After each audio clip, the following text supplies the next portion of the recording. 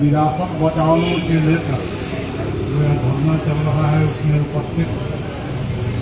तमाम सामाजिक कार्यकर्ताओं, बुद्धिजीवियों, राजनीतिक कर्मियों, साथियों, म्यूजियम को हम लोग बचपन से ही अजायब घर, जादूघर के रूप में जानते आए हैं, क्योंकि यहाँ पर जो विभिन्न जगहों पर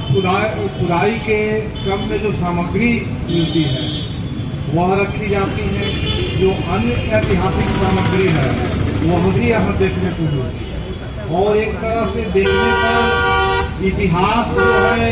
साकार होता है, मूर्त हो जाता है। एक रोमांच भी पैदा होता है कि विभिन्न युगों में किस तरह से लोग रहते थे उसकी एक झलक मिलती है। साथियों, यह एक सांस्कृतिक केंद्र है, सांस्कृतिक विरासत का केंद्र है, जिसमें हम अपनी सांस्कृतिक विरासत को यहाँ पर संग्रहित करके रखते हैं और जिसको पीढ़ी दर पीढ़ी जिनका अवलोकन करते हैं। लेकिन ऐसी संस्थाओं के प्रति जो सरकार का रवैया होता है, जो पूंजीवादी व्यवस्था में पूंजीपति वर्ग की सरकार की जो रुचि होती है वह मूल इस बात में होती है कि ऐसे काम में जहां पर पूंजीपतियों को मुनाफा हो और उसके माध्यम से उसकी प्रबंधक सरकार को भी हो कुछ मिले, कुछ लघुए भगुए भी उसके खाए पिए। लेकिन इस तरह के केंद्र जो सीधे यहाँ पर जनता का उसमें ही छिपा हुआ होता है, जो उनके जहाँ से वह बहुत सारी चीजें प्राप्त करते हैं और अपने ज्ञान में समृद्धि करते हैं, उस चीज पर क्रमशः सरकारों का ध्यान कम होता गया है। इस चीज के लिए उनके पास फंड का हमेशा अभाव होता है कि पैसे नहीं है, क्योंकि उनको इस चीज से अब मतलब नहीं रह गया। सरकारें और जिसकी सरकार है, जिस वर्ग की सरकार है, उनको मुनाफा छोड़कर और किसी चीज में अब रुचि नहीं, क्योंकि अब संस्कृति से उनको डर लगता कि जो इतिहास में पहले घटनाएं हुई हैं, कई तरह की घटनाएं हुई है, उथल भरी घटनाएं हुई हैं, उनसे साबका, उनसे परिचय आने वाली की पीढ़ी को न हो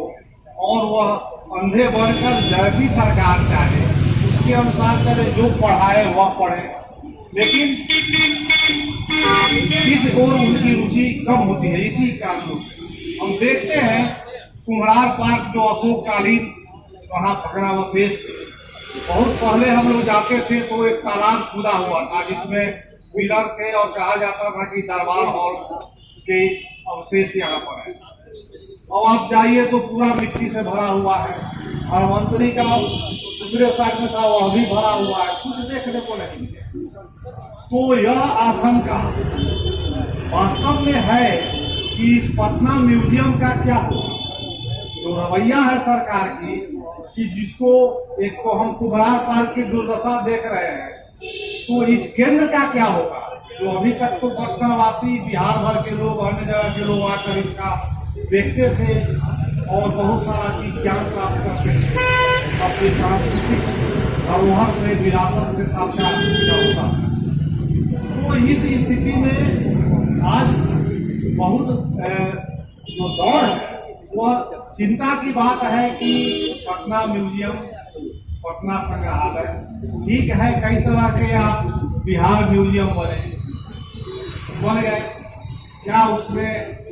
इसके पीछे के वक्ताओं ने तमाम चीज बताया जो कैसे बना और क्या धोखाधड़ी है और क्या उसमें कमाई है, सब बातें हैं। लेकिन आप यहाँ जो सामग्री पड़ी हुई है, जो राहुल संकीर्तन ने हम लोग को बहुत पहले से सुनते आ रहे हैं कि तिब्बत से सामग्री आई थी, उसका अवलोकन अभी बाकी है, उसका अनुवाद बाकी है, बहुत सारे चीज उसमें पड़े हुए हैं जिस पर विद्वानों की सहायता से,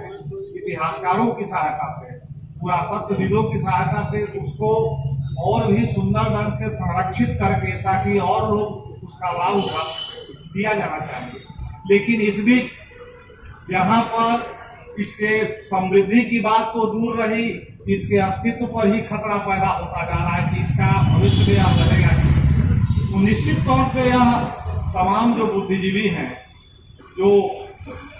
राजनीतिक कर्मी है, जो सामाजिक कर्ता है, कार्यकर्ता है, जो छात्र हैं, सबके लिए यह चिंता की बात है कि इसका अस्तित्व पर जो प्रश्न चिन्ह खड़ा हो गया है उसका प्रतिवाद करने की जरूरत है कि नहीं, इसके अस्तित्व को बने रहकर बल्कि इसको और विकसित करें, समृद्ध करें और इसको ऐसा न हो कि यह नष्ट हो जाए। इसलिए साथियों, यहाँ पर यह धरना बाद में खड़ा हुआ है विरोध में, इसका मैं समर्थन करता हूँ।